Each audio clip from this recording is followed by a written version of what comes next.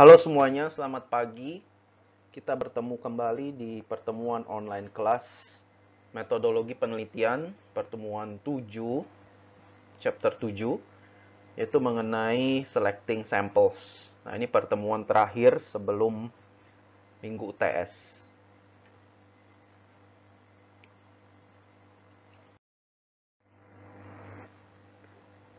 Kita sebenarnya sedikit mengulang apa yang sudah dipelajari sewaktu kalian mengambil mata kuliah statistika dan probabilitas. Mungkin kalian masih ingat apa itu sampling ya, dan bedanya dengan sensus. Ini kita sedikit review. Sensus, apa itu sensus? Ya, kita mungkin pernah dengar sensus penduduk. Nah, kalau sensus penduduk itu hubungannya dengan populasi. Ya. Rakyat Indonesia itu kira-kira sekarang berjumlah 270-an juta ya, kurang lebih. Nah, jika pemerintah mau melakukan sensus, berarti pemerintah harus mendata, mengumpulkan, mengkoleksi data dari seluruh 270 juta rakyat. Ya, itu semuanya, ya, every possible case or group member of population, ya, dikumpulkan. Collect, analyze data from every possible case or group member population. Nah, sensus beda dengan sampling atau sampel. Kalau sampling, datanya yang dikumpulkan itu tidak sebanyak sensus, hanya sebagian kecil. Ya. Makanya sampling itu reduce the amount of data. Datanya dikurangin dan collect by considering only data from a subgroup rather than all possible cases or elements. Ya, jadi dia mengumpulkan datanya dari sebuah subgroup. Nggak semuanya di-collect. Ya. Not all possible cases or elements are collected. Nah, kalau kita lihat di gambarnya, yang warna biru ini adalah populasi, dan sampel itu hanya sebagian dari populasi.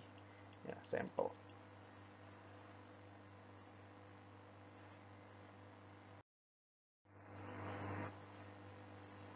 Oke, mungkin ada pertanyaan. Loh, kalau kita mengumpulkan data dari semua subjek yang ada di populasi, itu bukankah lebih bagus? Ya, datanya jadi lebih akurat dong, jadi lebih mencakup semuanya dong. Ya, di satu sisi iya, akan tetapi kita ada yang namanya masalah ya. Ada sesuatu yang kita tidak bisa lakukan. Makanya kita perlu melakukan sampling daripada sensus. Nah, sampling provides alternative to a census ketika impracticable to survey population.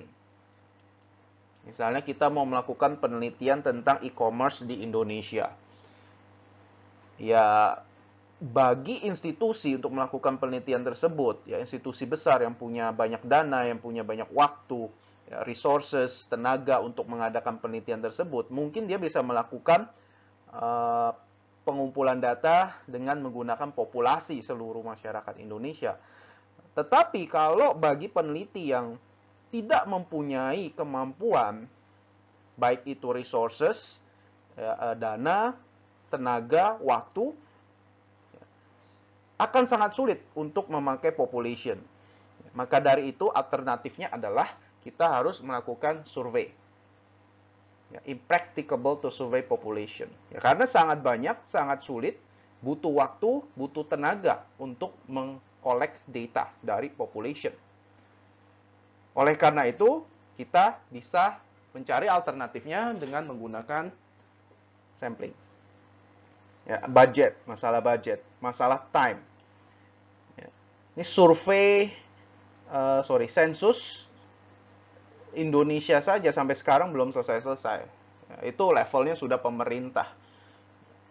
sudah sangat besar budgetnya, ya, time-nya juga udah berapa bulan nih, ya, sampai sekarang masih belum banyak yang mengisi sensus. Ya, karena mungkin salah satu alasannya adalah karena sensusnya online ya sekarang. Nah, the importance of defining the research population clearly.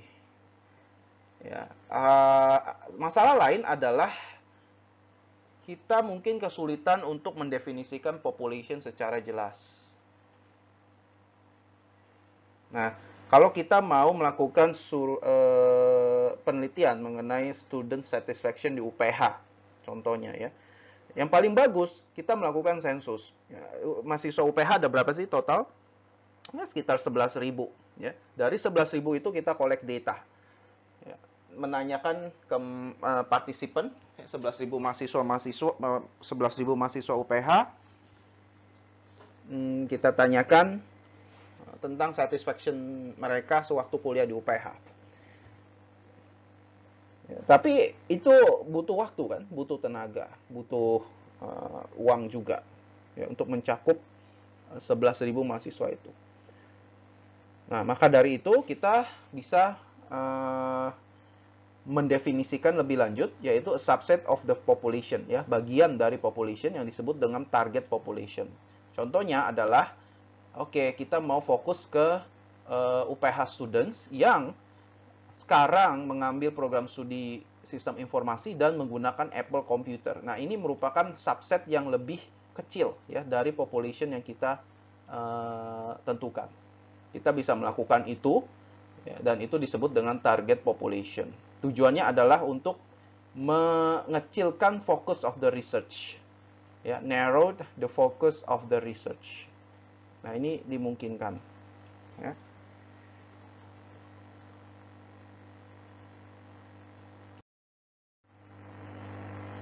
Di figur 7.1 dijelaskan ada beda antara population, target population, dan sampel. Jadi ada 3 tahap ya sewaktu kita mau menentukan sampel. Pertama kita harus mendefinisikan population, lalu target populationnya yang merupakan subsection dari population, dan lalu sampelnya. Ya. Kalau kita lihat di sini subset ya sampel ya dari target population dan dari keseluruhan population. Nah, yang bintang-bintang ini adalah case or element. Ya, kalau kita melakukan survei, ini adalah partisipannya ya, satu-satu nih, partisipan atau responden. Ya, atau kata lainnya adalah individual cases.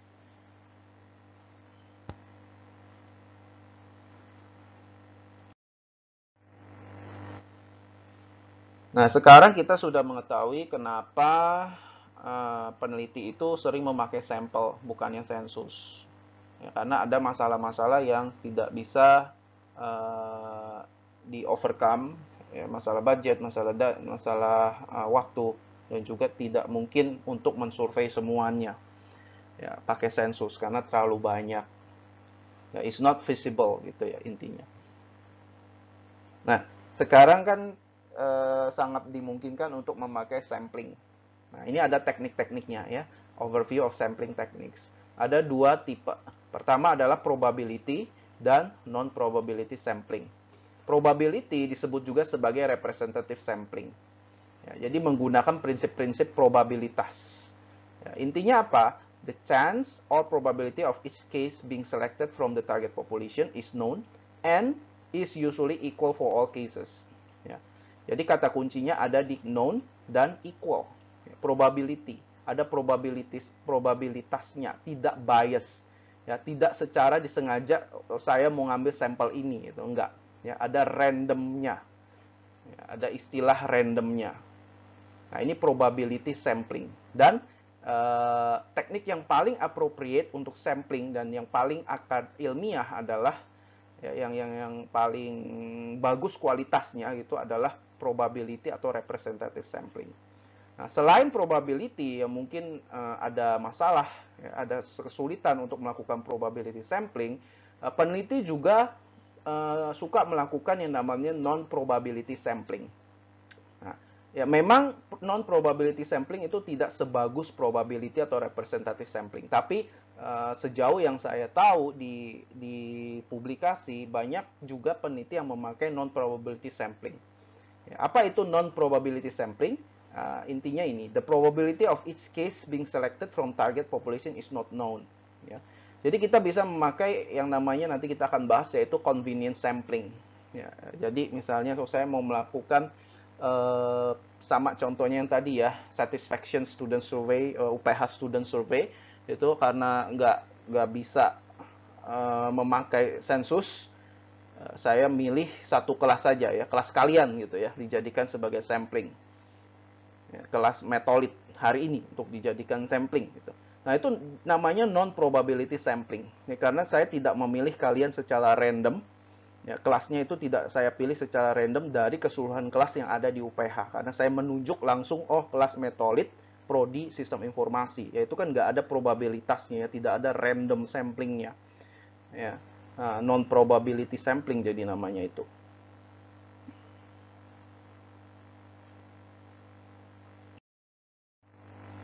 Nah, di figure 7.2 sampling techniques ini digambarkan di dalam diagram yang cukup mudah dimengerti.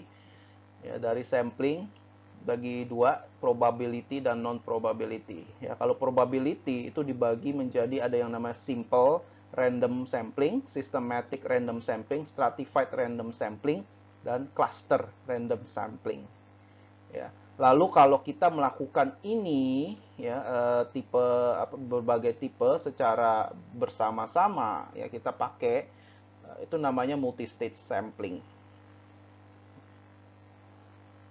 Nah, sedangkan yang di bagian non-probability itu ada kuota sampling, purposive sampling, lalu ada volunteer sampling, ini dibagi dua lagi jadi snowball sama self-selection, dan haphazard sampling atau disebut dengan convenience sampling. Purposive itu dibagi lagi menjadi 6 ya. Ada extreme case purposive, heterogeneous purposive, homogeneous purposive, critical case purposive, typical case purposive, dan theoretical purposive. Kita akan bahas satu-satu. Ya, mungkin tidak secara detail ya, tapi garis besarnya saja ya secara umum. Mulai dari probability sampling. Ya, karena ini yang merupakan gold standard ya, gold standard untuk sampling techniques, memakai probability. Ya, yang paling bagus kualitasnya, tidak bias, dan memakai random sampling technique. Ya. Nah, kalau kita lihat nih di tipe-tipe probability itu selalu muncul kata random. Ya, random, random, random. Ya ibaratnya kalau kita sedang mengikuti undian door prize, gitu ya, supaya tidak ada unsur apa ya, kecurangan, ya, unsur orang dalam yang bisa menang atau ada bias. Ya, biasanya undian-undian seperti itu dilakukan secara random ya, random sampling, pengocokan nomornya itu secara random untuk mencegah hal-hal yang seperti bias ya, kecurangan kayak gitu. Ya. Ya, prinsipnya kurang lebih sama ya, kayak probability sampling seperti itu.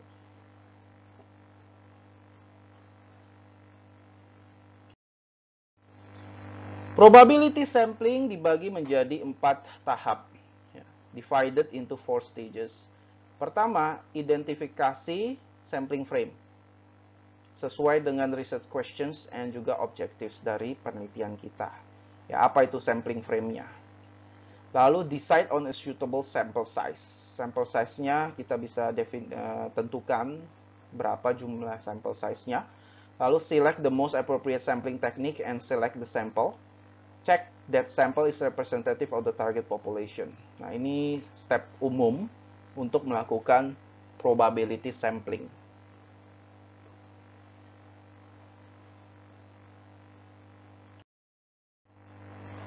Pertama, identifying a suitable sampling frame.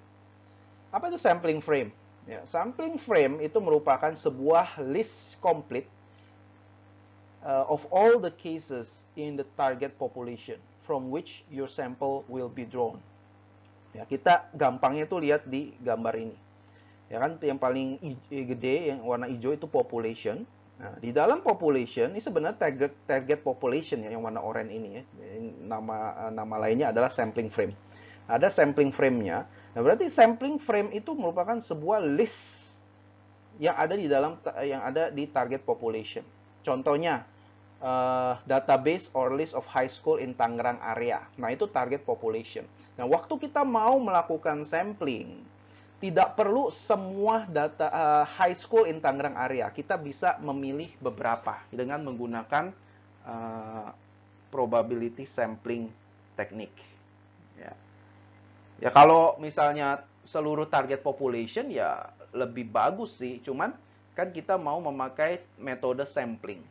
Ya, metode sampling. Ya, jadi kita pilih beberapa, misalnya database or list of high school in Tangerang area itu ada 500 sekolah. 500 sekolah masih cukup banyak ya. Nah, kita bisa melakukan sampling. Oke, kita mau ambil cuman 50 sekolah yang dijadikan sampel. Nah, itu bisa. Ya, jadi sampling, misalnya population-nya itu 1000 sekolah yang ada di Tangerang area, sampling frame-nya 500, lalu di sampel ya kita cuma ambil, ya let's say 30 sampai 50 sekolah. Nah, di target population, ya, seperti database or list of high school in Tangerang area, mungkin ada problem. Ya, there are possible problems in databases. Contoh, incomplete data. Ya, datanya itu tidak lengkap. Inaccurate data, datanya tidak akurat. Dan out of date, datanya tidak up to date.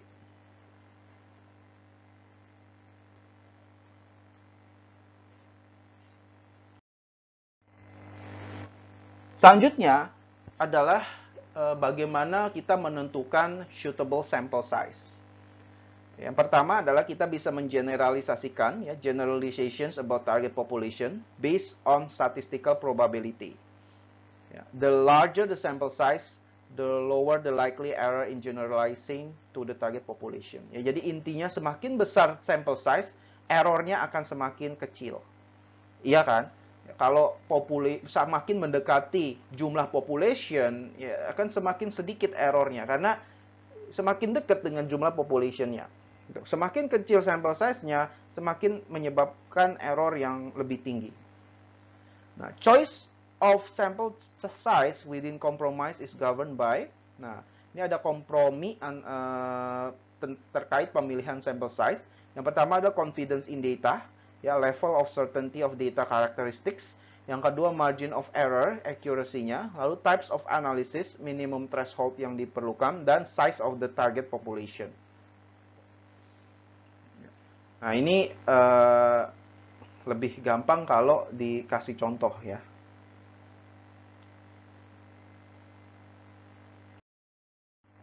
Oke, sebelum masuk ke contoh, ini adalah normal distribution. Ya, sedikit mengulang, normal distribution adalah seperti ini, ya, bell shape curve, dan ada satu teori namanya teorema yang namanya central limit theorem, yang dimana di situ disebutkan bahwa a sample size of 30 or more will result close to normal distribution. Nah, ini bell curve, ya persistit mengulang apa yang sudah kalian pernah pelajari statistik, ya, asumsi dasar di dunia perstatistikaan itu adalah normal distribution, ya, di mana semakin dia di titik tengah ini itu semakin banyak frekuensinya, ya, di sebelah kiri sebelah kanan itu semakin kecil, dan kalau distribusinya normal dia akan bentuknya seperti ini, ya, seperti bell, ya, bell curve. Lalu ada istilah statistical inference, itu artinya drawing conclusion about population from sample. Nah, ini yang kita sering hitung dulu ya, waktu kalian mengambil pelajaran statistik. Kita melakukan inferensi secara statistik dengan menggunakan sampling. Ya, dengan kata lain kita inference, ya, memprediksi, oh kira-kira hasilnya akan seperti itu loh, dengan memakai sampling, ya, yang kita anggap bahwa apa yang dihasilkan oleh sampling itu mewakili atau merepresentasikan apa yang terjadi di populasi juga. Nah, itu namanya inference, ya, statistical inference, drawing conclusions about population from sample. Nah, lalu masalah certainty, ya, masalah kepastian. Nah, biasanya kita pakai paling rendah, paling tinggi itu adalah 95% level of certainty. Ada yang 98%, ada yang 99%. Nah, ini yang paling sering kita pakai adalah 95% level of certainty. Maksudnya apa? Ini contohnya ini ya. If sample was selected 100 times, at least 95 of these samples would be certain to represent the characteristics of the target population. Nah, itu maksudnya. Ya, ketika kita memilih sampel sebanyak 100, 95 dari sampel itu benar-benar mewakili dan merepresentasikan target population yang ada. Itu artinya 95% level of certainty. Ya, jadi 0,05 P-nya. Tentu ada yang lebih tinggi lagi. Yang tadi bukan yang paling tinggi, ya, yang paling rendah yang biasa dipakai di statistik, ya, yang menyatakan degree of certainty-nya, ya, atau degree of error itu paling rendah 95%, ya, ini kesepakatan 95%, lalu ada 98% dan 99%. Nah, begitu juga ya, sama. Ya, kalau 99% level of certainty, ya sama juga ya, if sample was selected 100 times, at least 99 of these samples would be certain, ya, to represent the characteristic of the target population. Semakin tinggi level of certainty, ya, semakin certain, semakin akurat gitu ya, bahwa sampel yang kita punya itu benar-benar mewakili, merepresentasikan, ya, population yang ada.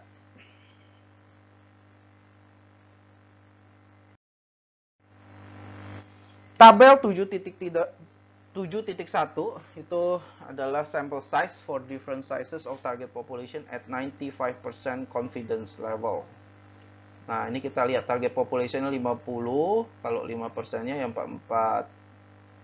Nah, nanti margin of error-nya ya 5%. Sample size-nya ya, kalau target population-nya 50, sample size-nya itu kita bisa ambil 44. Ya, lalu kalau target population-nya 1000, sample size-nya 278. Nah, ini ada threshold di sini nih. Ya.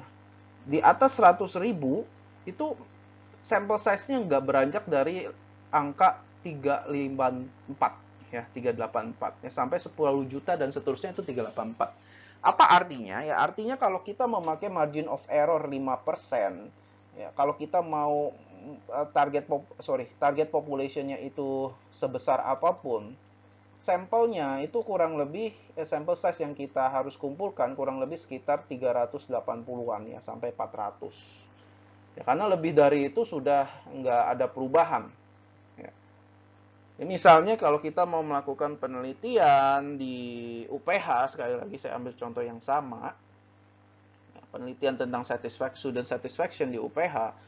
Ya, UPH tadi kan 11.000 mahasiswanya ya, 11.000 mahasiswanya. Kalau kita menggunakan 95% confidence, berapa sampel yang harus kita kumpulkan?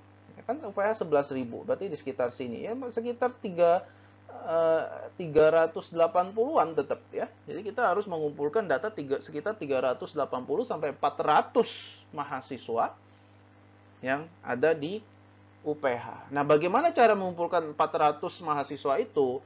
Menggunakan teknik sampling apa ya? Ya, kita bisa menggunakan random sampling maupun yang non probability sampling, tergantung yang mana yang kita mau pakai.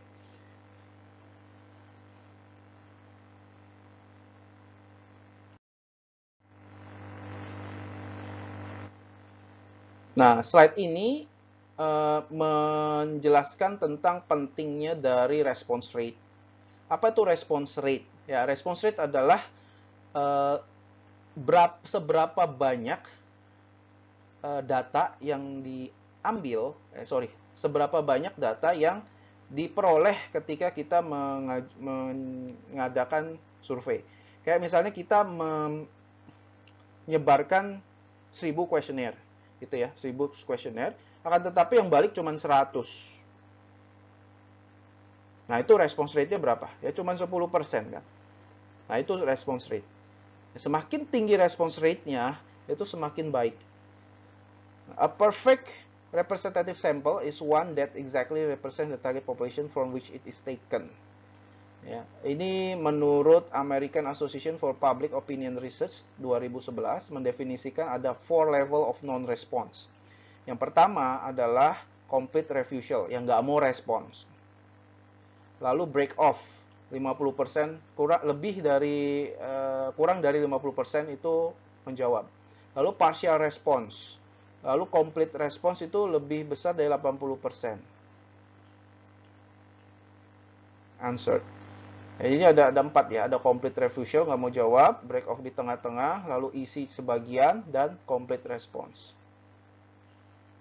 Nah, ini hubungannya dengan non-response ya. Kita sewaktu sebar kuesioner, ada yang nggak jawab, ya itu non-response tuh. Atau nggak jawabnya nggak lengkap, jawabnya nggak lengkap, atau gimana gitu ya, kita tidak memperoleh respons yang bagus dari survei kita.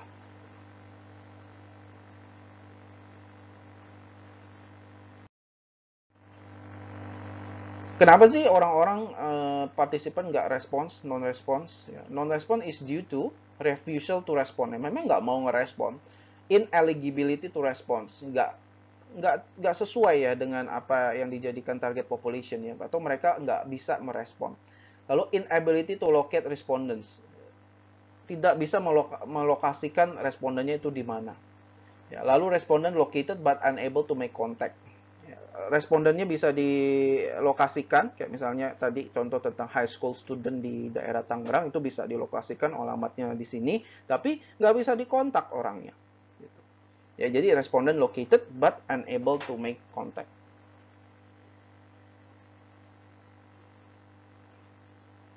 Nah, ini ada rumus, ya, total response rate. Ya, untuk menghitung total response rate adalah total number of responses dibagi dengan total number in sample minus ineligible. Ya, disebut dengan total response rate. Lalu ada rumus yang lain lagi yang lebih lengkap, yaitu active response rate. Active response rate sama dengan total number of responses dibagi total number in sample di minus ineligible ditambah dengan unreachable. Ya. Ini adalah rumus untuk menghitung response rate. Ya, jadi di sini kita bisa lebih mengerti ya apa itu response rate. Ya, seberapa banyak response rate, respons yang didapatkan ketika kita menyebarkan atau mengkoleksi suatu data, khususnya waktu survei, ya, waktu kita mengadakan survei. Ya, SFQ lah, dikasih contoh lagi yang lain.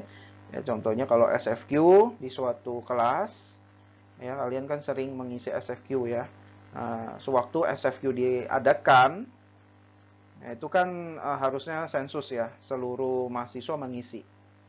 Ya, seluruh mahasiswa mengisi SFQ di kelas itu. Let's say satu kelas ada 20 mahasiswa. Tapi waktu pelaksanaan SFQ di hari H hanya 10 mahasiswa yang mengisi. Ya, 10 mahasiswa yang mengisi. Apa yang terjadi? Ya, dari 20 hanya 10 yang mengisi. Response rate-nya ada berapa? Ada 50%, ya kan? Total response rate-nya. Lalu pertanyaannya, seberapa bagus response rate yang paling oke gitu ya? Ya, yang paling oke 100%. Akan tetapi sangat sulit untuk mendapatkan 100% ya jika kita benar-benar melakukan penelitiannya. Biasanya kalau di social science yang saya tahu itu 10-20% saja sudah sangat bagus. Ya.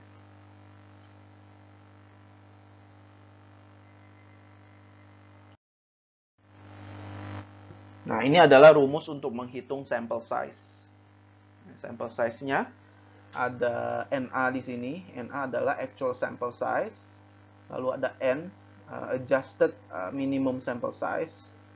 Sini, lalu kali 100 dibagi RE persen. RE persen itu estimated response rate, expressed as a percentage. Nah, kita bisa lihat di box 7.4 di buku. ya, mengenai calculation of actual sample size. Contohnya, ya, kita lihat ya. Jane was a part-time student employed by a large manufacturing company. He had decided to send a questionnaire to the company's customers and calculated that an adjusted minimum sample size of 439 was required. From previous questionnaires that his company had used to collect data from customers, Jane knew the likely response rate would be approximately 30%.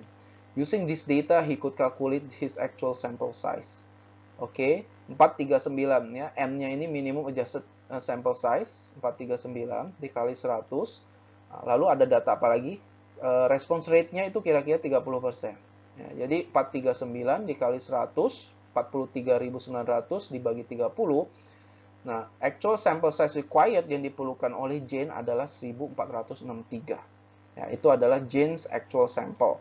Therefore needed to be 1,463 customers. Nah, kira-kira itu ya untuk menghitung sample size. Ini rumusnya. Ya, NA sama dengan N dikali 100 dibagi RE persen.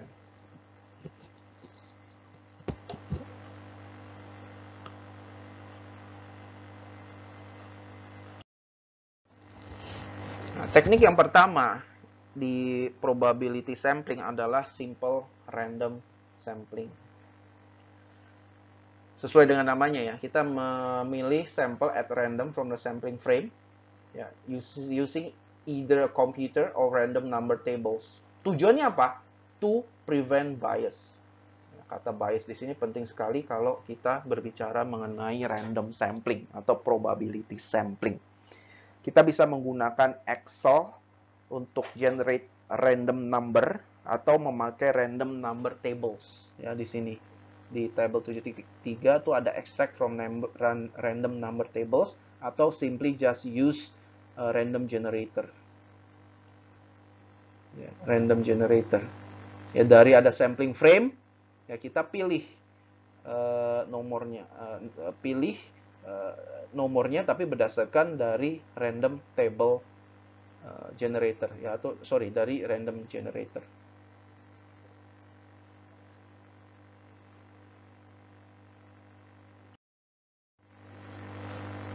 Lalu ada systematic random sampling. Nah, ini selecting the sample at regular intervals from the sampling frame.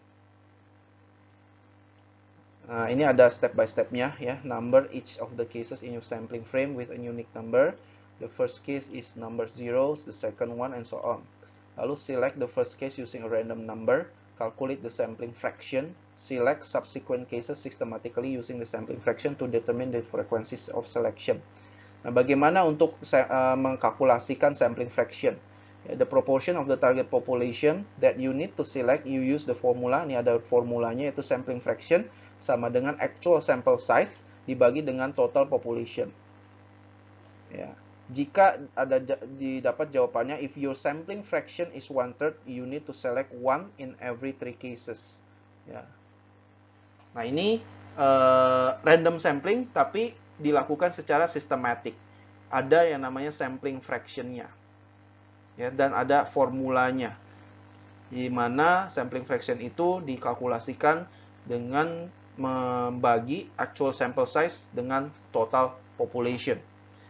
Itu simple random sampling tapi lebih sistematik.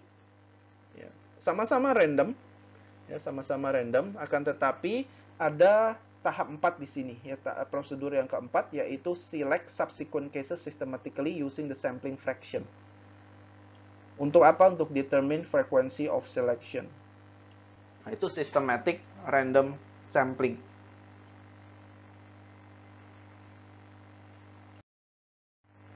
Ini contohnya di table 7.4, the impact of periodic patterns on systematic random sampling. Nah, ini contohnya ya. Kita lihat Mr. Baker ya, dijadikan sampel. Itu kita lihat ya, ada fractionnya ya di sini ya. Loncat nih. Tuh, loncat 1. Loncat 1 sini. Jadi Mr. Baker jadi sampel, Mr. P. Knight jadi sampel, Mr. J. Lewis jadi sampel. Fractionnya loncat 1 gitu ya. Nah, lalu lanjut Mr. Saunders jadi sampel, Mr. J. Smith jadi sampel, Mr. Dwight jadi sampel, loncat 1.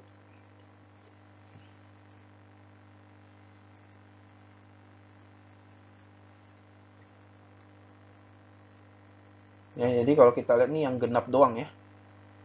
Yang genap doang dijadikan sampel tuh di dalam sampling frame. Ini kan sampling frame-nya yang dijadikan sampel tuh yang dicentang.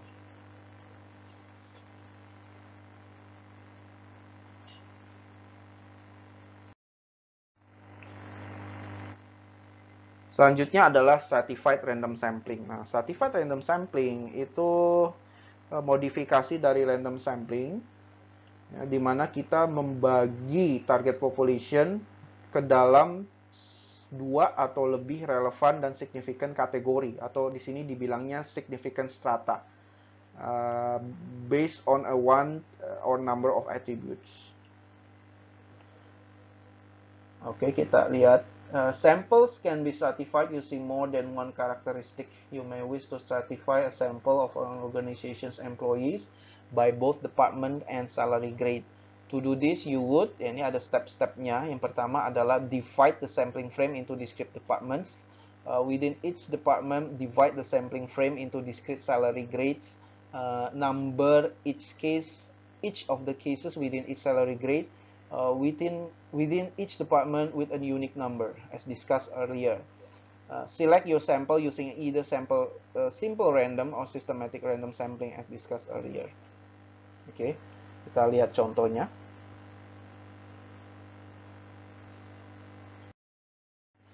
Nah, kalau stratified random sampling, kita bisa langsung membagi ke dalam kategori, atau di sini dibilangnya strata. Nah, let's say kita mau mengumpulkan sampling perusahaan gitu ya, perusahaan yang ada di Jakarta. Nah, perusahaan kita bisa bagi menjadi 2 ya. Kategorikan menjadi 2. Karakteristik sebuah perusahaan itu bisa kita kategori dijadikan strata 2 biji, yaitu public sector, ya, punya pemerintah, dan swasta, private sector. Nah, ini bisa dibagi gitu ya, public sector sama private sector. Nah, itu kalau kita melakukan demikian, itu kita sudah melakukan namanya stratified, ya, di stratified, dibagi menjadi kategori yang berbeda. Kalau di sini hanya 2 ya. Nah, setelah kita bagi di setiap di sini dibilangnya kategori atau stratum, itu kita melakukan random sampling satu-satu.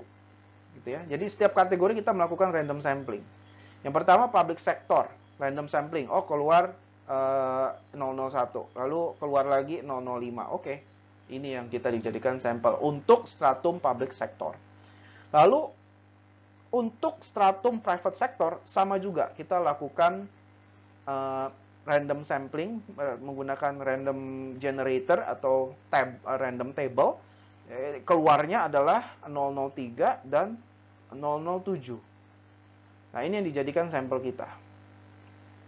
Ya, di situ bedanya. Ya, jadi kalau simple random sampling itu semuanya digabungin ya. Public sama private itu dijadikan satu tabel gitu. Ya, tapi kalau stratified sudah dibagi, ya kita memang sengaja membagi menjadi beberapa kategori. Ya, kalau di sini contohnya kita bagi menjadi 2 kategori ya, public sector dan private sector. Dan di masing-masing stratum ini itu ada random samplingnya, ya, random samplingnya. Kenapa demikian? Salah satu alasannya adalah supaya lebih merata, ya kan? Kalau misalnya kita gabung semuanya nih, public sama private, kita kan nggak pernah tahu muncul, ya namanya juga random ya, munculnya yang dijadi sampel itu bisa mungkin 3 private sector, 1 public sector. Nah, tetapi kalau dipakai metode stratified itu akan jadi lebih merata. Public sector, oh munculnya bisa, ya kita mungkin perlu 2 ya. Ini sama ini. 2 gitu.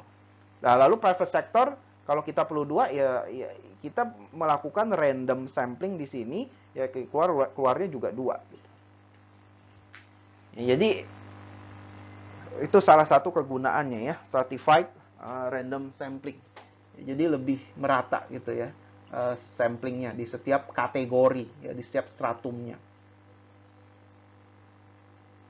Ya karena kan jadi lebih tidak bias dong ya kalau kita punya sampelnya yang merata.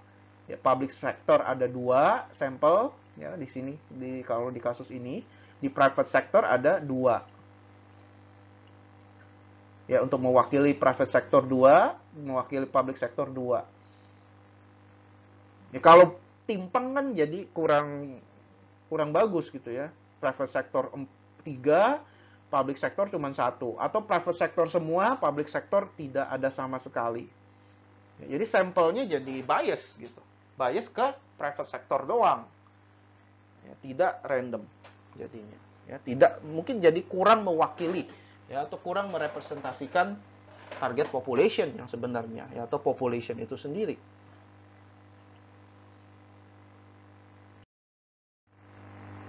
Nah, selanjutnya ada cluster sampling. Nah, ini mirip kayak stratified random sampling, ya divide the target population into discrete group. Tetapi kalau yang sebelumnya, yang stratified sampling itu kita sendiri yang menentukan. Ya kan kalau tadi perusahaan bisa kita tentukan menjadi 2 ya. Itu menurut kita gitu ya, menurut si peneliti. Oh, bisa dibagi jadi 2 berdasarkan swasta sama pemerintah. Tetapi kalau kita pakai cluster, itu cluster yang menentukan grupnya ya. Jadi based on any naturally occurring group, bisa mungkin berdasarkan type of manufacturing firm atau geographical day area. Ya, ini kita harus melakukan cluster dulu, nah, lalu dilakukan random sampling di dalamnya ya, natural grouping within population dan whole groups sample.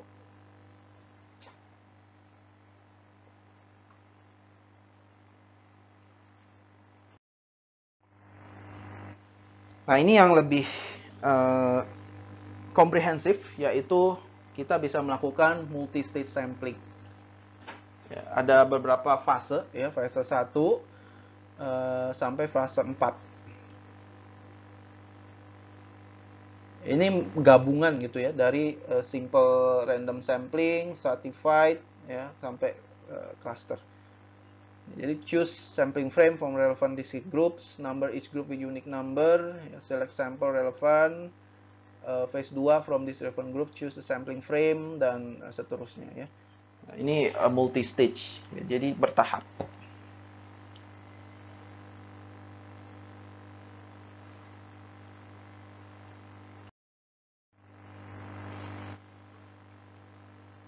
Sekarang masuk ke non-probability sampling.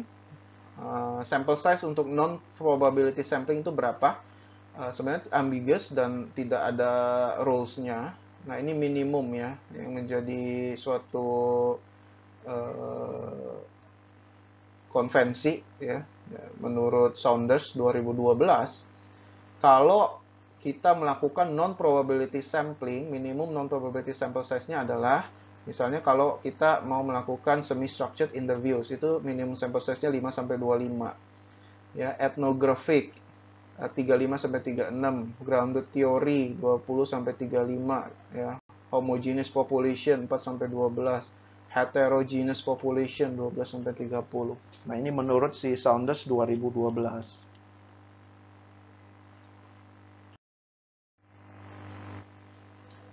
Non-probability sampling techniques ada quota, ada purposive, ada volunteer, ada haphazard, atau convenient sampling.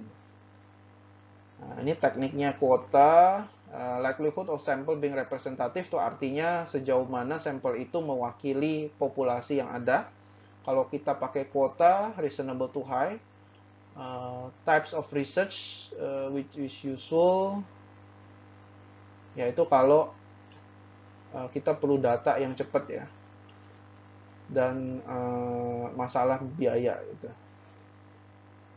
Control over sample specific selection criteria. Nah, ini ada purposive jenisnya ada banyak, volunteer, ada snowball, self selection, convenience. Nah, kita masuk ke detailnya.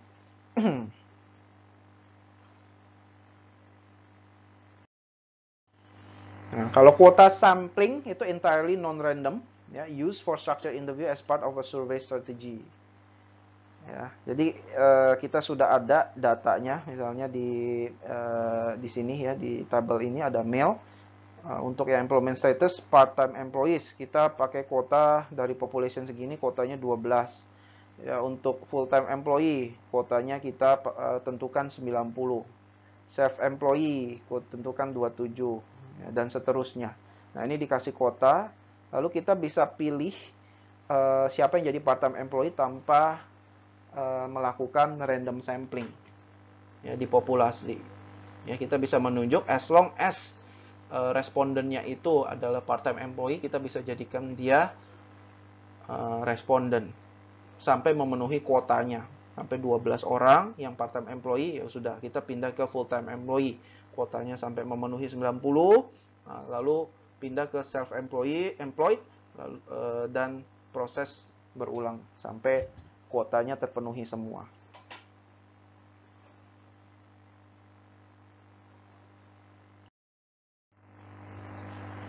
Purposive and voluntary sampling. Nah, purposive sampling disebut juga judgmental sampling. Ya, ini namanya juga udah judgmental ya. Kita langsung tunjuk gitu. Judgment ya. Need to use judgment to select cases that will best enable you to answer research questions and objective. Ya. Ini benar-benar kita tunjuk samplingnya siapa gitu ya. Lalu ada snowball sampling. Nah, volunteer to be part of the research, commonly used when it is difficult to identify members of the desired population. Nah, apa yang dimaksud dengan snowball sampling? Snowball sampling itu seperti kayak gini. Kita mau melakukan penelitian tentang social media users, ya, misalnya Facebook users gitu.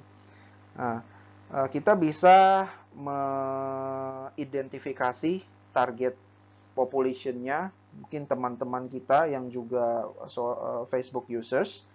Nah, dari setelah kita identifikasi dan partisipan itu menjawab ya atau ikut serta berpartisipasi di dalam survei kita, mereka juga bisa merefer ke temannya lagi ya atau orang-orang yang juga sama menggunakan social media ya, social media users. Ya, jadi istilahnya itu referral ya. Jadi dia bisa merefer juga ke orang lain yang dia kenal, tapi dengan syarat dia juga merupakan social media users. Nah, kurang lebih seperti itu ya, snowball sampling cara kerjanya. Nah, ini sering dipakai ketika dalam status it's difficult to identify members of the desired population. Ya, contoh lainnya adalah kayak komunitas ya, komunitas mobil tua misalnya ya, atau komunitas Harley Davidson, motor moge gitu ya. Kita mau melakukan penelitian tentang moge, komunitas moge, motor besar di Indonesia. Nah, mungkin kita akan mengalami kesulitan ya untuk ada identifikasi sampling frame-nya. Nah, atau sampelnya. Nah, salah satu cara adalah dengan menggunakan snowball sampling. Kita identifikasi yang kita kenal, orang-orang yang kita kenal yang punya motor Harley Davidson, yang juga merupakan anggota dari sebuah komunitas. Nah, kita juga tanya ke mereka, ke partisipan itu setelah mereka berpartisipasi di dalam studinya, studi penelitian kita juga tanya, kenal nggak sama orang-orang teman-teman lain yang satu komunitas yang punya Harley Davidson? Nah, itu kita bisa pakai koneksinya mereka, ya, pakai koneksinya partisipan yang kita sudah jangkau untuk menjangkau partisipan lain. Ya, untuk menjangkau partisipan lain yang sesuai dengan target population kita, yaitu yang punya Harley Davidson dan bergabung di komunitas Harley Davidson di Indonesia. Itu cara kerja snowball sampling ya. Seringkali dipakai kalau membersnya samplingnya itu sulit, ya, sangat spesifik misalnya. Akan tetapi ini sangat berguna sekali ya snowball sampling ini.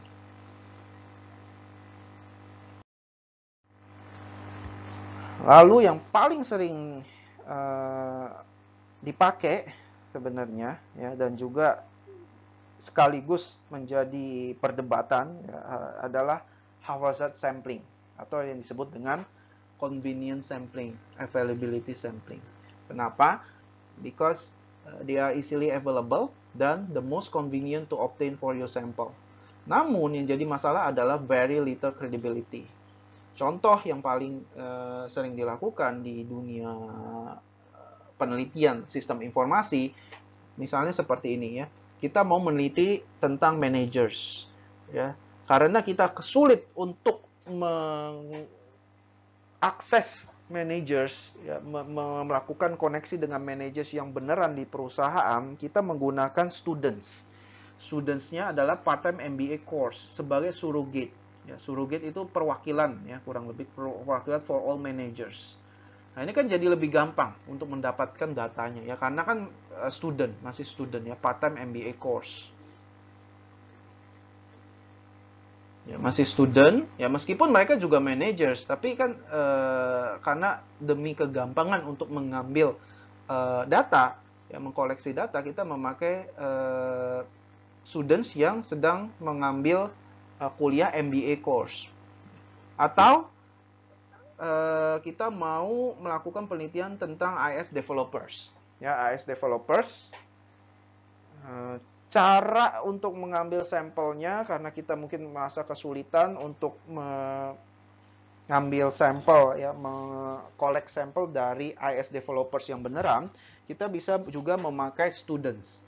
Ya, students taking an IS project development sebagai surrogate, sebagai perwakilan dari semua IS developers.